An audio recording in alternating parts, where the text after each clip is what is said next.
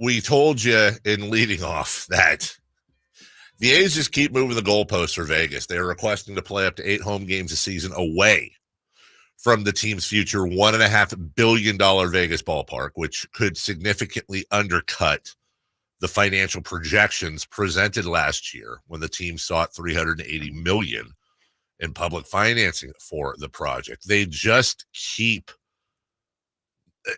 it's amazing to me, Jason, that when a team when a city is about to get a brand new professional team, especially a city that has never had that sport as at the major league level ever, it should be just excitement, parades, you're welcoming it in. Oh my God, this is insanely amazing, blah, blah, blah.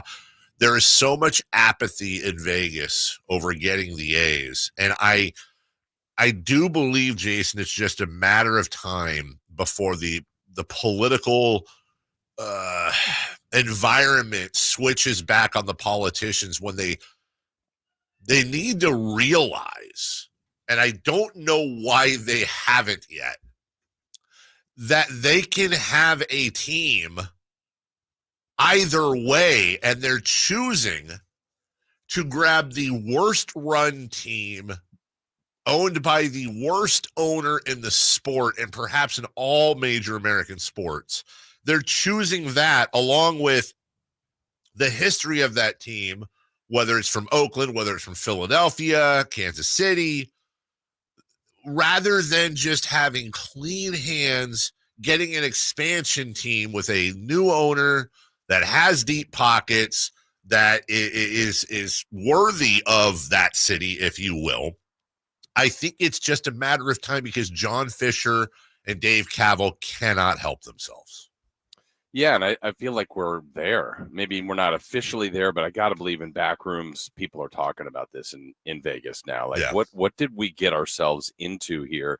And, we've speculated for many weeks and time here about whether or not this is even going to get to Vegas. And I think that maybe was one of your original points about Sacramento getting involved. Look, if Vegas falls through, there is a chance they could stay in Oakland. But the second they leave Oakland, yeah, that makes it very difficult for them to obviously stay in Oakland. Yes. So we're in that middle ground, maybe even past that point. But still, I don't get why they can't get out of their own way. And I mean, I guess I should figure that out why. But what's the plan here? What was the thought process? Hey, let's expand our reach to other. Are they trying to go to Salt Lake for these 8 games? Where are they trying to go?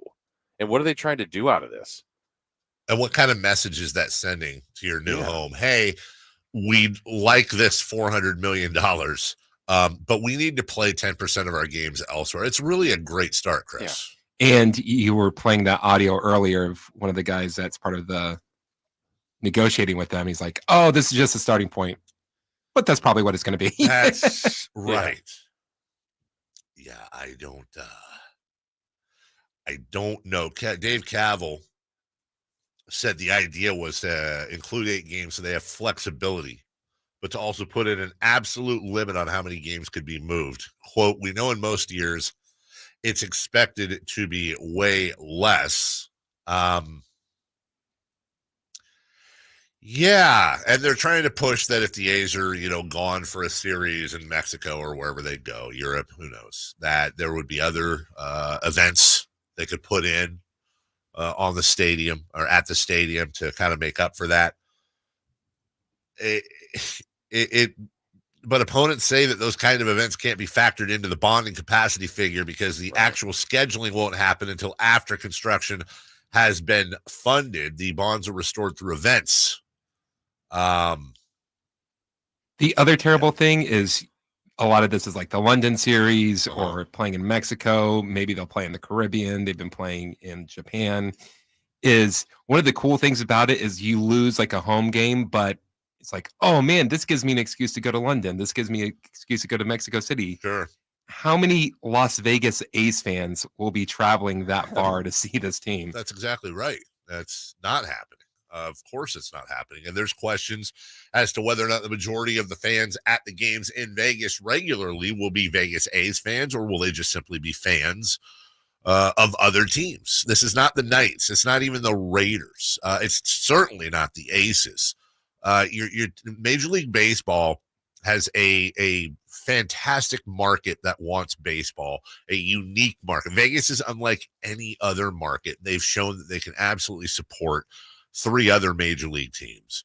And they are complete. At some point, it's not just, Jason, the Vegas politicians. At what point, the real mystery is, at what point, if any, do Rob Manfred and the rest of baseball go, we're kind of screwing ourselves over for John Fisher here. We need to stop this thing, and he needs to either take XYZ deal or sell the team. We need him out of baseball.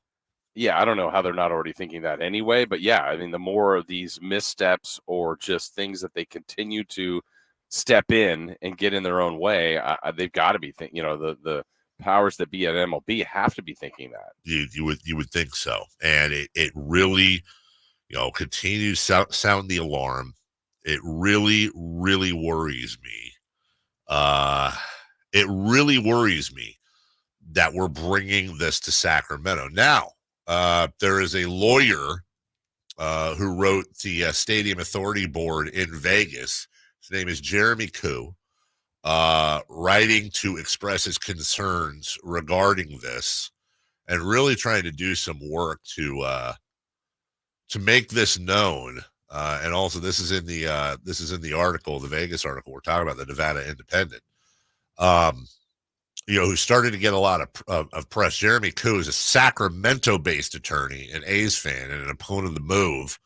Analyzed the economic impact of the lost home games and said the 8 games were more than double the number of relocated home games that baseball permitted in similar agreements involving other teams. He estimated it would result in an annual projected loss of between 2.6 and 3 million, and an incremental tax revenue between 65 and 75 million as well. So he sent a letter to the Stadium Authority Board. Here's what's interesting. I just looked him up to see if he was on Twitter, Chris, to see if we could reach out to him. He follows me on Twitter. That means I can direct message him. So I'm gonna reach out to him right now during the break and see if we can't get him to visit us and kind of give us the background on this whole thing that he's